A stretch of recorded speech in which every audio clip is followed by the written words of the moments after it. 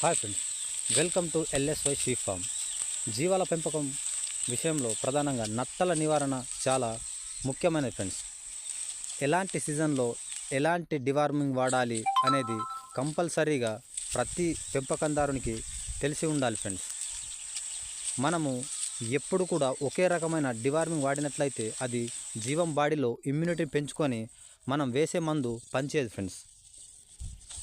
మేము పొట్టేలు పిల్లని తీసుకొచ్చినప్పుడు వారు అక్కడ డివార్మింగ్ చేయలేదని మాకు జీవంని చూసినప్పుడు తెలిసిపోయి మేము నిక్లోమైడ్ ఆల్బెండజోల్ అనే సస్పెన్షన్ వాడినప్పుడు వాటి నుండి 3 నుంచి 5 మీటర్ల టేప్ వామ్స్ పెంటికల్ ద్వారా బయటకు వచ్చాయి ఫ్రెండ్స్.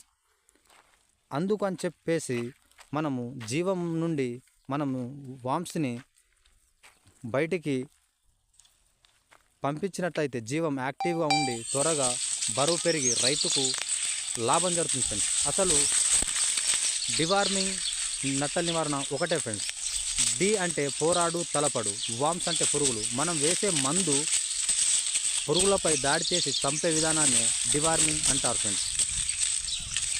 ప్రతి ఒక్కరు కూడా డివార్మింగ్ ప్రతి సీజన్ వైజ్గా చేసినట్లయితే రైతుకి మంచి జీవం బరువు పెరిగి మంచి లాభాలు ఉంటాయి ఫ్రెండ్స్.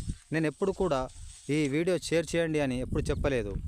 ఇలాంటి వీడియో షేర్ చేసినట్లయితే పెంపకందారులకు కూడా తెలిసి మంచి ఆదాయాన్ని పొందుతారు ఫ్రెండ్స్. ఎందుకంటే ఒక్క జీవం కోల్పోయినట్లయితే రైతుకు ఎంత నష్టం జరుగుతుందో మనలాంటి వారికి తెలుసు ఫ్రెండ్స్.